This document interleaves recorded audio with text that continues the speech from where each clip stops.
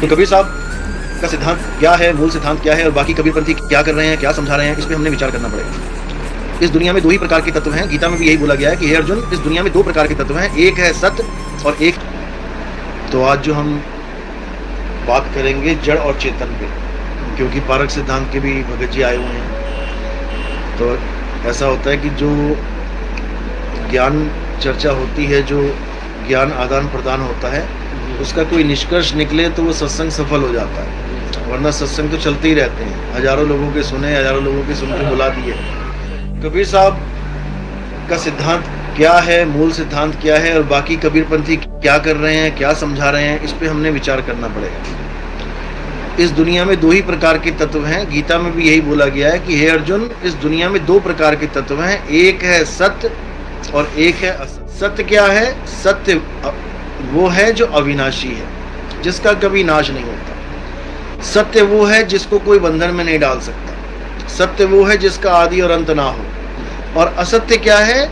जो बदल जाए, जिसका नाश हो जाए, जिसका जन्म और मरण हो जाए, वो असत्य कहलाता है। तो इस दुनिया में दो ही तत्व हैं, सत्य और असत्य। आत्मा सत्य है और प्रकृति जड़ है, नाशवान है, असत्य है, जिसमें ये काया भी आ जाती है, ये पांच तत्व भी आ जाते हैं। ये पांच तत्व अविनाशी नहीं है, इनका भी नाश होता है, इनका भी बदलाव होता है।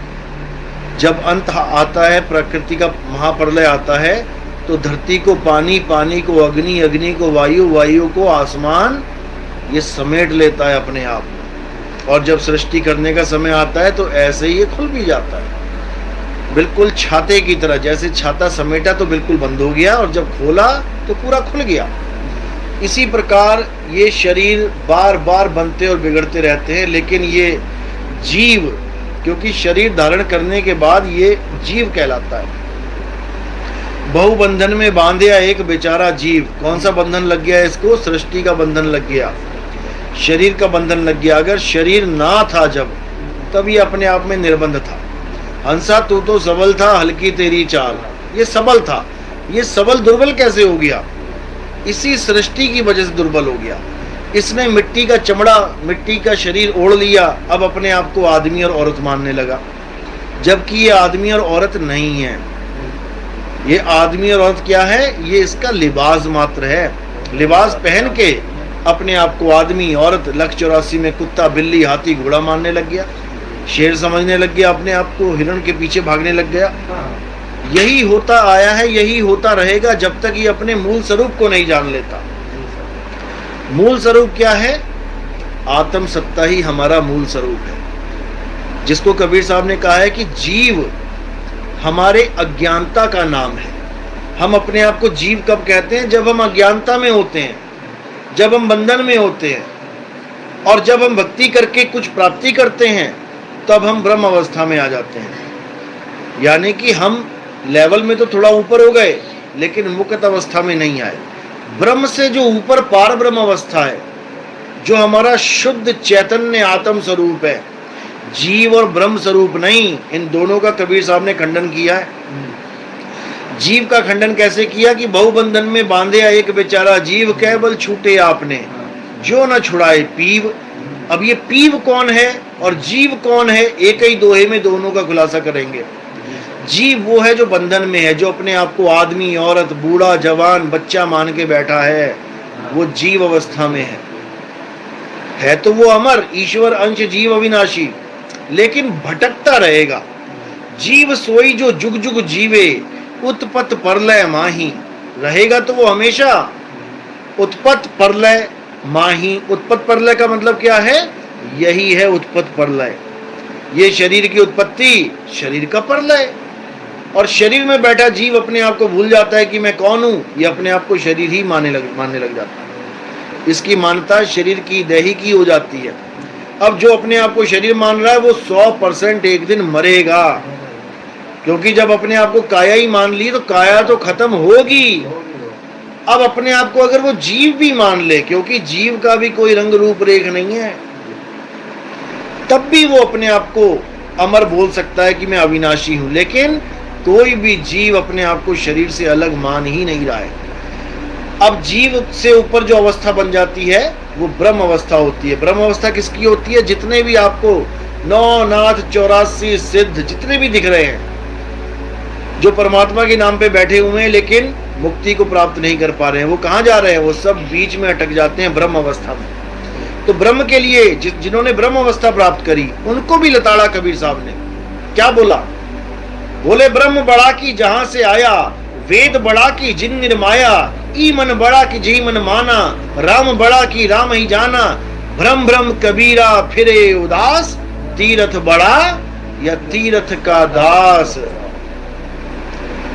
ये ब्रह्म अवस्था भी वो अवस्था नहीं है जहां सृष्टि खत्म हो जाए। ये ब्रह्म के द्वारा ही सृष्टि का बैक लगता है, वापस सृष्टि में आता है जीव।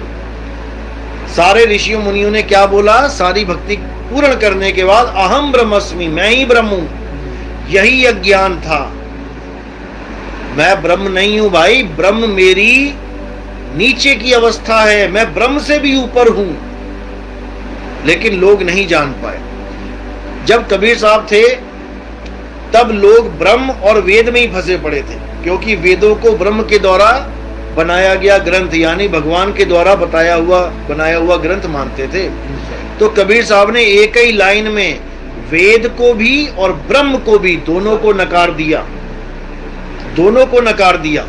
लेकिन कुछ लोग भ्रम फैला रहे हैं कि ब्रह्म नहीं बोला, ब्रह्मा बोला, कि ब्रह्मा बड़ा की जहां से आया। ये बिल्कुल गलत है, ये बिल्कुल गलत है और इसको अच्छी तरह समझाया जाएगा आने वाले सत्संगों में। बीजक में 600 साल पहले ब्रह्म ही बोला गया है। जितने भी लोगों ने बाद में लिखा है बीजक को देख देख के अपने ग्रंथों में, उन्होंने ब्रह्मा कर दिया, क्योंकि वो ब्रह्म को समझ नहीं पाए कि ब्रह्म क्या है। उन्होंने गलती से अज्ञानता में या कह लो कोई पीछे कारण था, उस कारण से ब्रह्मा कर दिया। लेकिन वो क्या कारण है वो समझाया जाएगा आने वाले सत्संगों में। तो कबीर साहब ने ब्रह्म का खंडन करते हुए बोला कि ब्रह्म बड़ा की जहां से आया और वेद बड़ा की जिन निर्माया। ये सारे ब्रह्म और वेदों की महानता गा रहे थे, आत्म स्वरूप को भूले पड़े थे। तो कबीर साहब ने आत्म स्वरूप की महानता बताते हुए बोला कि जल में मीन प्यासी, मोहे देखती आवे हासी, आत्म ज्ञान बिना नर भटके, कभी काबा कभी काशी। कि जो कुछ भी है ये आत्म सत्ता है, आत्मा के बिना ब्रह्म भी सृष्टि नहीं बना सकता, क्योंकि ब्रह्म से ही त्रिगुण पैदा होते हैं। और आत्म सत्ता ना हो, त्रिगुण पैदा करके दिखा दे ब्रह्म, नहीं कर सकता। ब्रह्म कह लो, निराकार कह लो, मन कह लो, एक ही बात है। क्योंकि मन सूरत के द्वारा ही जीवित हुआ बैठा है। जो तुम्हारा मन बार बार सोचता है, मन ये कर रहा है, मन वो कर रहा है, ये मन ताकत कहां से ले रहा है? ये तुम्हारी आत्मा से ताकत ले रहा है, तुमसे ही ताकत लेके और तुम्हें ही उलझा देता है, तुम्हें ही भटका देता है। क्योंकि उस वक्त तुम जीव अवस्था में होते हो, इसलिए भटका देता है। आत्म ज्ञान में क्यों नहीं भटका सकता? क्योंकि वहां पर तुम्हारी अवस्था ब्रह्म से भी ऊपर होती है, यानी तुम हाथी रूपी ब्रह्म के ऊपर अंकुश लेके बैठ जाते हो। हाथी के ऊपर जब अंकुश लेके तुम बैठ जाओगे तब तुम हाथी से भी बलवान हो जाओगे, तुम्हारे हाथ में स्टीयरिंग आ जाएगा, ये मन हाथी तुम्हारे कहने पे चलेगा। लेकिन जब तक तुम जीव रहते हो ये मन तुम्हें घुमा घुमा के मारेगा। इसी को कबीर साहब ने बार बार समझाया कि दोनों अवस्थाओं, तीनों अवस्थाओं को जान लो, जीव अवस्था, शिव अवस्था और पीव अवस्था। इन तीनों का ज्ञान जब तक तुम्हें नहीं होगा तुम्हारा कुछ होने वाला नहीं। साहिब कहते जीव शिव सब प्रगटे, वह ठाकुर वह दास, कबीर और जाने नहीं एक राम नाम की आस। एक ही दोहे में तीनों अवस्थाओं का ज्ञान बता दिया उन्होंने। जीव शिव सब प्रगटे, पैदा नहीं हुए, ना कभी जीव पैदा होता है ना कभी ब्रह्म पैदा होता है। ये अवस्थाओं के नाम हैं, अज्ञानता का नाम है ये जीव और शिव। कहते हैं जीव शिव सब प्रगटे, वह ठाकुर वह दास। शिव अवस्था वाले तो ठाकुर बन के बैठ गए और जीव वाले उनके दास बने बैठे हैं। यानी ब्रह्म और जीव दोनों का रिश्ता बता दिया यानी जीव बना बैठा हुआ ब्रह्म की पूजा कर रहा है, शिव की पूजा चल रही है जीव के द्वारा। लेकिन कबीर साहब दोनों का खंडन करते हैं। कबीर और जाने नहीं, कबीर इनमें से किसी को नहीं जानता। एक राम नाम की आस। अब ये राम नाम कौन है, ये राम नाम क्या है? इसको पढ़ पढ़ के लोग सोचते हैं कि भगवान राम के पुजारी हैं कबीर साहब, कि दशरथ पुत्र राम जी के पुजारी हैं कबीर साहब। ऐसा बिल्कुल नहीं है। कबीर साहब क्या कहते हैं? एक राम दशरथ का बेटा, एक राम घट घट में बैठा, एक राम का सगल पसारा, और एक राम तीनों से न्यारा। अब इस दोहे को सुना के भी मूर्ख बनाने वाले बैठे हैं कई, कहते हैं चारों राम एक ही हैं, चारों राम एक ही हैं। अब उनको कोई ये पूछे कि एक राम तीनों से न्यारा, न्यारे का क्या मतलब होता है? न्यारे का क्या ये मतलब होता है कि चारों एक ही हो जाएंगे? तीन अलग हैं और तीनों से न्यारा चौथा राम अलग है, लेकिन लोग नहीं समझ पाते। इसीलिए कबीर साहब ने बार बार लताड़ा लोगों को समझाया, डांटा भी, फटकारा भी, लेकिन लोग नहीं समझ पाए। जिस पर मालिक की मुहर लगी होती है केवल वही जान पाता है कि गुरु कह क्या रहा है, नहीं तो ये सिर के ऊपर से जाता है ज्ञान। तो साहिब कह रहे एक राम दशरथ का बेटा, कौन सा है वो राम? वो काया राम है, जिसको पहचान लेते हो तुम कि ये दशरथ का बेटा है कि देवकी का बेटा है, ये अंजना का बेटा है या रमेश का या सुरेश का बेटा है। देखो सारे राम, सबको देख देख के पहचान रहे हो, ये काया राम है। एक राम दशरथ का बेटा, एक राम घट घट में बैठा, जो सब घटों में विराजमान है। वो कौन है? जो सब घटों को चला रहा है वो कौन है? जो सब घटों में बैठ के सब में रमा हुआ है, कौन है वो? जीव राम। आपका शरीर, आपके शरीर में आपका जीव, आपके शरीर में आपका जीव, सबके शरीरों में सबके जीव बैठे हुए हैं। बिल्कुल, एक राम दशरथ का बेटा, एक राम घट घट में बैठा, एक राम का सगल पसारा। अब ये कौन है जिसका सगल पसारा? ये पसारा है क्या? ये जो पसारा तुम्हें आंखों से दिख रहा है यही पसारा है। ये ब्रह्म राम कह लो, मन राम कह लो। छोटी सी झोपड़ी बनाई मन ने, कहता आसमान के नीचे नहीं रहूंगा, मुझे एक शेल्टर चाहिए। एक प्लास्टिक जोड़ के एक छोटी सी झोपड़ी बना ली, थोड़ा काम धंधा स्टार्ट किया, पैसे आने लगे, कहता नहीं ये तो छोटा सा घर है, मुझे बड़ा चाहिए। एक कमरे का मकान बना लिया, और थोड़े पैसे आ गए, कहता नहीं ये छोटा है, 2 कमरे का बना लिया, 2 बिल्डिंग बना ली, 10 मंजिला बना लिया, बढ़ता ही चला गया। एक से मकान से 2, 2 से 4, 4 से 8 करता ही चला गया, पूरा पूरा शहर बसा दिया। कौन से राम ने बनाया? ये पहले राम ने बनाया शहर, ये दूसरे राम ने बनाया है, ये तीसरे राम ने बनाया है। ये मन के खेल हैं जो तुम्हारा विस्तार करता जा रहा है, करता जा रहा है। अकेला आदमी आया था दुनिया में, जवान हुआ, कहता नहीं मैंने तो विस्तार करना है, बीवी लाओ, शादी करूंगा, बच्चे हो गए, विस्तार कर लिया। किसने किया? मन ने किया।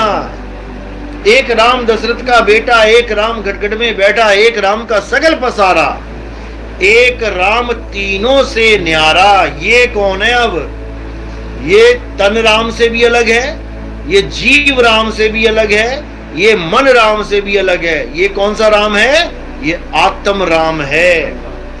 हमारी मुक्त अवस्था, जिस अवस्था में हम थे, जिसको बोला जहिया जन्म मुक्ता हता और तहिया हता ना कोई, छठी तुम्हारी है जगह, तू कहां चला भिगोए।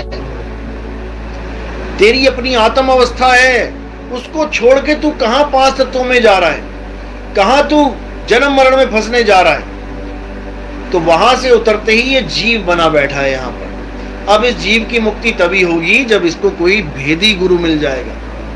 भेदी गुरु किसका भेद बताएगा? अपने आत्म स्वरूप का भेद बताएगा, ना कि कोई मंत्र देगा, जंत्र देगा, तंत्र देगा। जो जंत्र मंत्र तंत्र देगा वो अज्ञानी गुरु, वो समझ लो फंसाने वाला गुरु है। और जो तुम्हें आत्म ज्ञान देगा, तुम्हारे स्वरूप का ज्ञान देगा, जीव स्वरूप का नहीं। जीव स्वरूप तुम्हारा नहीं है, जीव स्वरूप अज्ञान का है। एक डॉक्टर शराब पी के नाली में पड़ा है, तो उस वक्त तो डॉक्टर है कि शराबी है? शराबी है, डॉक्टर नहीं है। उसको शराबी का ज्ञान हटा के और डॉक्टर का ज्ञान दोबारा बता के उसको सीट पे बैठाना है और लोगों की शराब छुड़वाएगा वो, उसको कहते हैं आत्म अवस्था। और जो नाली में पड़ा है वो है जीव अवस्था। देखो सुअर पड़ा है कि नहीं नाली में, तो ये जीव ही तो है।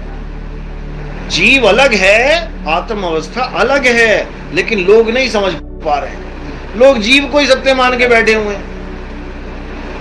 तो यही कबीर साहब समझा रहे हैं, लेकिन इस मत को कोई जान नहीं पाता। ये आत्मा का खंडन कर रहे हैं लोग कि आत्मा कुछ नहीं होती। अच्छा, आत्मा कुछ नहीं होती, और कबीर साहब ने, संतों ने वाणियों में इतना आत्म राम का जिक्र कर रखा, वो क्या है फिर? जीव को तो 84 का गुलाम बता रखा है। जग में जीव ही अनंत न जाने पीव को, बहुत कहा समझाए 84 के जीव को। जीव को ही सर्वे सर्वा मान के बैठ गए हैं, यही अज्ञान है। और जो जीव को सर्वा सर्वे मानेगा वो जीव ही होके आएगा। जहां आशा तहां वासा हुई, और वाह को रोक सके ना कोई, उसको कोई नहीं रोक सकता। इसलिए कबीर साहब समझा रहे हैं कि ये मनुष्य, ये तेरा आखिरी जन्म है। अगर इस जन्म में तूने होशियारी नहीं दिखाई, तूने विवेक बुद्धि बल नहीं बढ़ाया अपना, तो तू दोबारा से उसी 84 में चला जाएगा। कोई बचाने वाला नहीं। लख 84 भटक के पापे अटके आए, अब की पासा ना पड़ा तो फिर 84 जाए। पासा क्या है? पासा है तुम्हारा सतनाम, तुम्हारा सच्चा नाम। अगर सच्चा नाम नहीं लिया इस बार, तो समझो कि अब दोबारा 84 जाने की तैयारी करो, कोई बचाने वाला नहीं है। इसलिए कबीर साहब ने सतनाम की महिमा गाई है। साहिब कह रहे, सत्य नाम है सार, बूझो संत विवेक करी, उतरो भवजल पार। सतगुरु का उपदेश यही। सत्य नाम है सार। इस दुनिया में दो ही तत्व हैं, सार असार। सतगुरु ऐसा चाहिए जैसा सूप सुहाए, और सार सार तो गई रहे थोथा दे उड़ाए। थोथे में क्या आता है? ये काया, ये माया, 3 गुण, 25 प्रकृति, ये सारा जितना भी मन माया का खेल है, ये सब थोथा है। ये 5 तत्वों की दुनिया थोथा है। ये मंदिर मस्जिद गुरुद्वारे जितने भी हैं, जो जड़ हैं, जो इंसान बना रहा है, वो थोथा है। सत्य क्या है? आत्मा ही सत्य है अर्जुन। ये आत्मा ही सत्य है। ये अपरिवर्तनशील है, ये कभी बदलती नहीं है, ये कभी जन्म और मरण में भी नहीं आती। जो अपनी आत्मा को इसी जन्म में जान लेते हैं, वो इस जन्म मरण से मुक्त हो जाते हैं। और जो अपने जीवन काल में आत्मा को नहीं जान पाते, वो नाना प्रकार की योनियों में भ्रमण करते हैं। कुत्ता, बिल्ली, हाथी, घोड़ा, सुअर, क्या क्या बनना पड़ेगा तुम सोच भी नहीं सकते। इसलिए केवल और केवल आत्मज्ञान, और आत्मज्ञान का नाम है सतनाम। जो बाबा नानक कहते हैं, सतनाम वाहे गुरु, यानी उस गुरु ने मुझे सतनाम दे दिया। वाह मेरे गुरु, क्या चीज दे दी मुझे। वही भूली हुई वस्तु है जिसको एक पारखी गुरु तुम्हें याद करवाएगा। तो यही समझा रहे हैं कि सतनाम के बिना ये नर 84 में भटकेगा। सत्य नाम को सिमर के तर गए पतित अनेक, और ते ही कारण नहीं छोड़िए सत्य नाम की टेक। तो सत्य नाम ही हमारा पिता है, हमारी माता है, हमारा रब है, हमारा गुरु है, सब कुछ सतनाम ही है। इसीलिए कबीर साहब की फोटो के आगे पीछे ऊपर नीचे कहीं ना कहीं सतनाम जरूर लिखा होगा, लेकिन वो उनका गुप्त नाम है। उजागर नाम कौन सा है? कबीर, सतसुकृत, मुनिंद्र, करुणामय, ये उजागर नाम है। यानी इनको देख के पहचाना जाता है कि कबीर साहब आ गए जी। लेकिन जो उनका गुप्त नाम है, क्योंकि नाम आपका भी गुप्त है, जो उनका गुप्त नाम है वही तुम्हारा गुप्त नाम है, दोनों में कोई फर्क नहीं है, वो है सतनाम।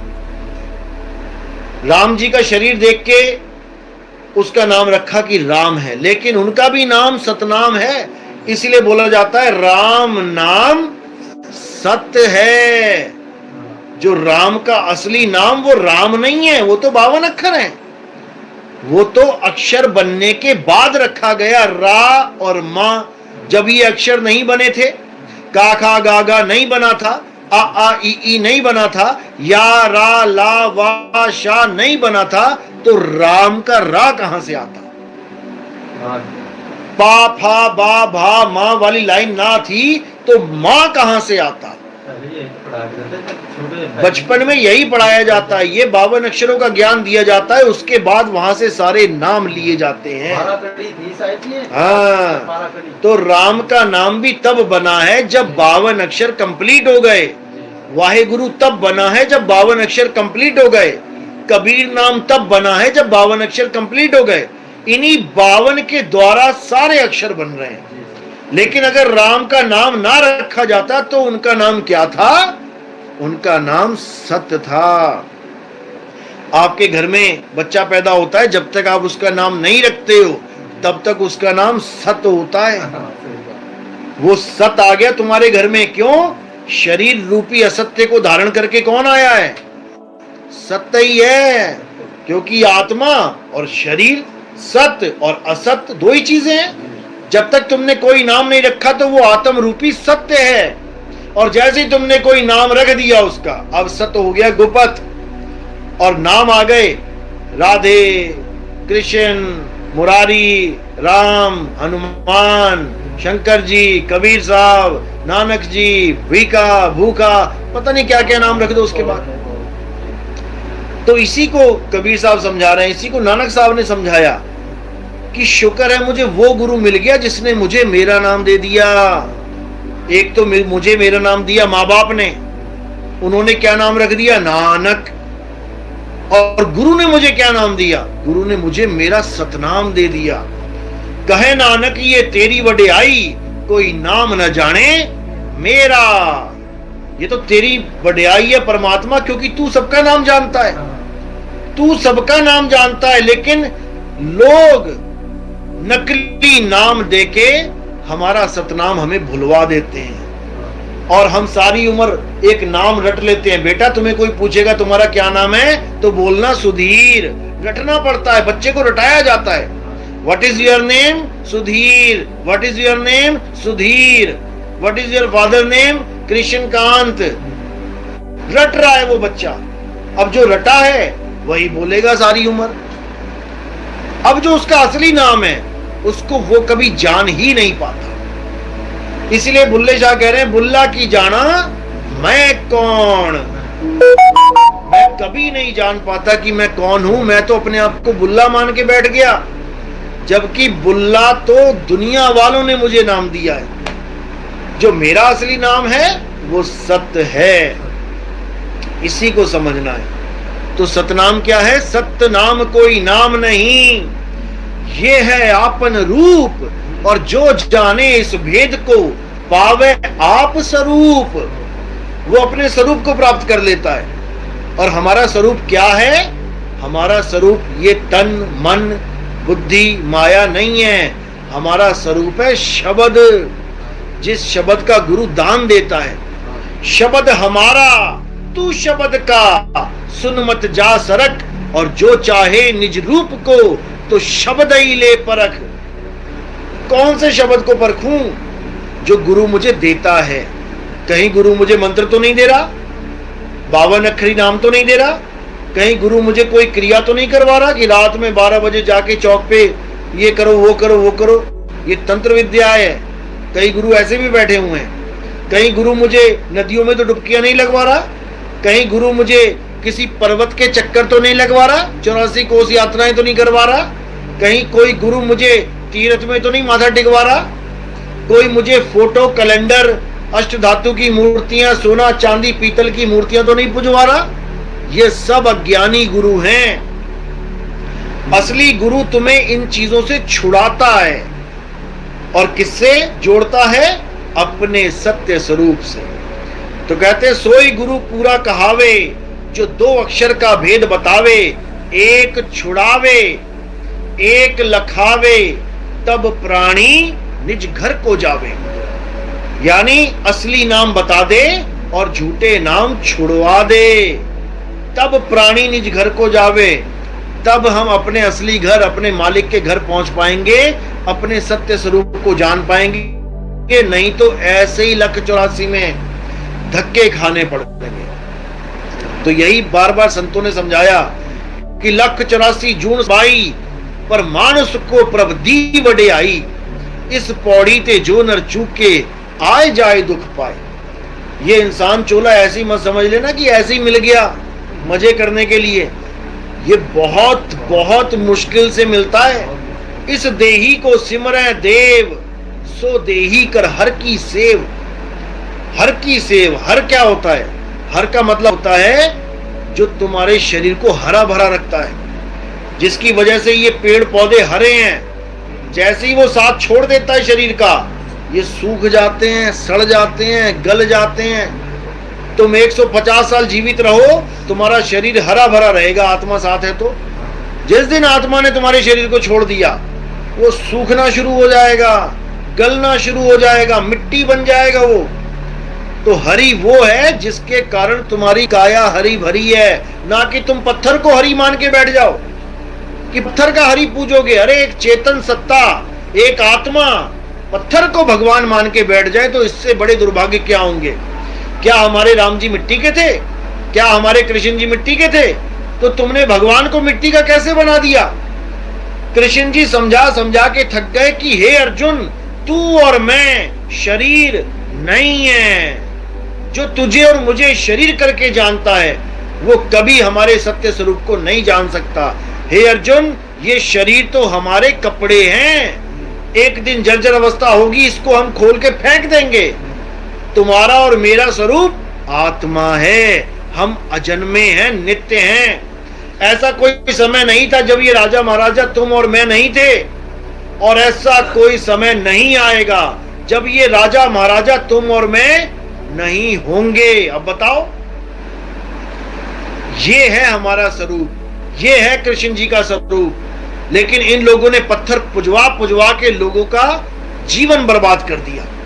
तो कबीर साहब कहते हैं, पाथर पूजे हरि मिले, और तो मैं पूजूं पहाड़, और वासे ये चाकी भली जो पीस खाए संसार। अगर पत्थर कोई भगवान मानना है तो उस चक्की को मानो जिसके कारण तुम्हारे बच्चों के मुंह में रोटी जा रही है, नहीं तो बकरी की तरह तुम दाने चबाओगे क्या? अगर पत्थर कोई भगवान मानना है तो चक्की सबसे बड़ा भगवान है, जिसकी वजह से तुम टाइम पे ऑफिस जा रहे हो खाना पीना खा के, तो सबसे बड़ा वही पत्थर है। लेकिन लोग नहीं समझ पा रहे हैं, असली चीज को धुतकार देते हैं और नकली को पकड़ लेते हैं। चाहिए उन्हें घी, लेकिन दूध को नाली में फेंक देते हैं, कहते हैं ये घी नहीं है, हमें तो घी चाहिए। अरे मेरे भाई, उसी में घी छुपा है, उसी दूध में घी छुपा है जिसको तुम छोड़ रहे हो। यानी आत्मा को तो जान नहीं रहे हो जिसमें परमात्मा का वास है, और पत्थर को पकड़ के बैठे हो। तो साहिब कह रहे, ज्यों तिलमाही तेल है और ज्यों चकमक में आग, तेरा साईं तुझ में है, जाग सके तो जाग। अब मेरा साईं मुझ में है, ये सुनने के बाद लोग क्या सोचते हैं कि मेरे शरीर में है, क्योंकि अपने आप को ये शरीर मान बैठे हैं। सब कुछ है, शरीर को ही अपना स्वरूप मान बैठे, तो कह रहे हैं शरीर में है परमात्मा। शरीर में परमात्मा नहीं है। अगर शरीर में परमात्मा होता तो ये शरीर कभी मृत होता ही नहीं। वाणियों में कई जगह लिखा होता है कि प्रभु बसे हृदय माही, तो लोग हृदय को मानने लग जाते हैं कि यहां बैठा है हृदय में। अगर परमात्मा हृदय में बैठा होता तो इसमें कभी हार्ट अटैक आता ही ना, कभी इसकी मृत्यु होती ही ना। लोग नहीं समझ पा रहे हैं कि वो शरीर से न्यारा है, अजूनी सैभंग, यानी जो कभी जून में कभी शरीरों में आया ही नहीं। शरीरों में कौन आती है?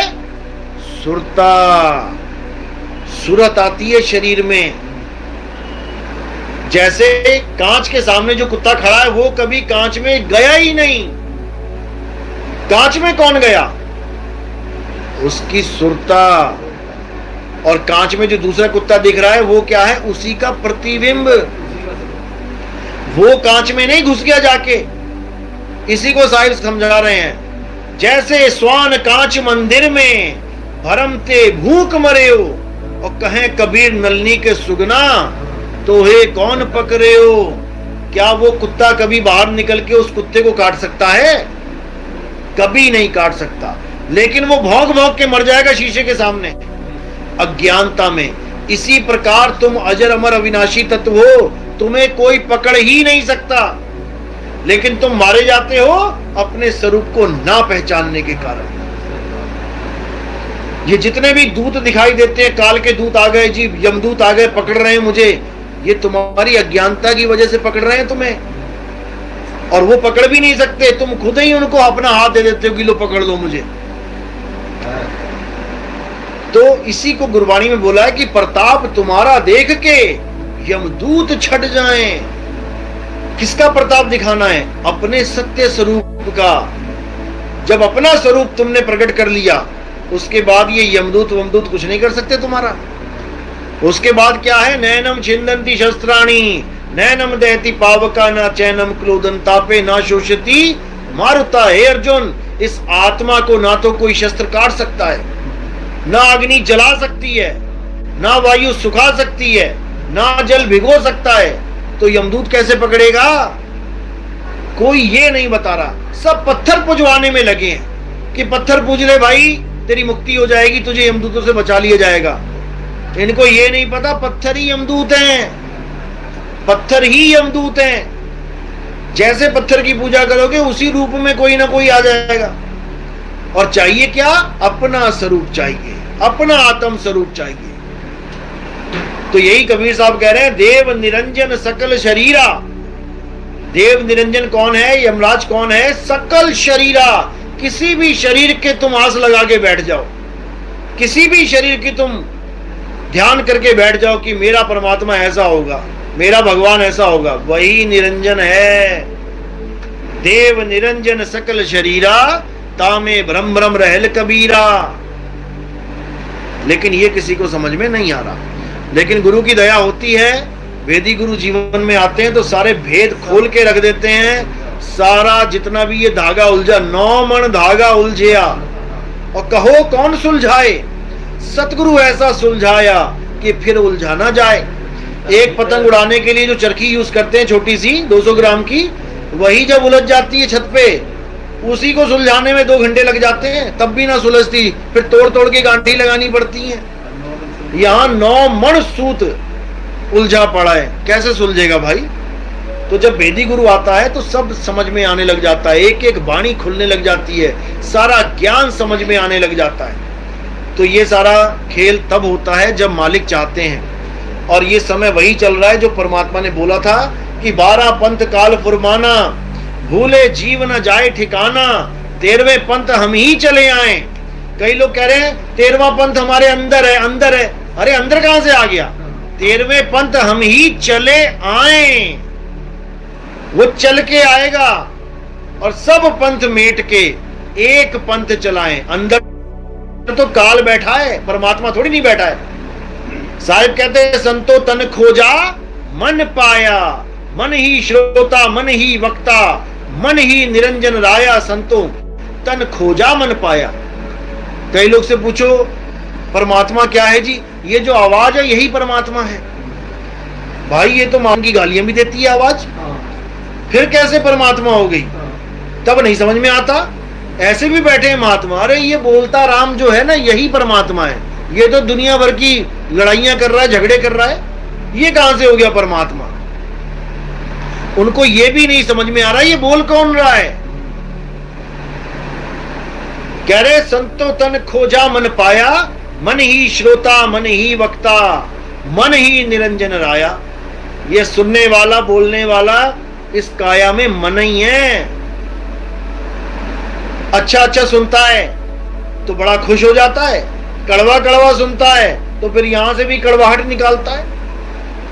ये मन है, ये परमात्मा नहीं है कि परमात्मा को मान के बैठ जाओ। ये मन है, ये ब्रह्म है। ब्रह्म बोले काया के ओले, और काया बिना ब्रह्म क्या बोले।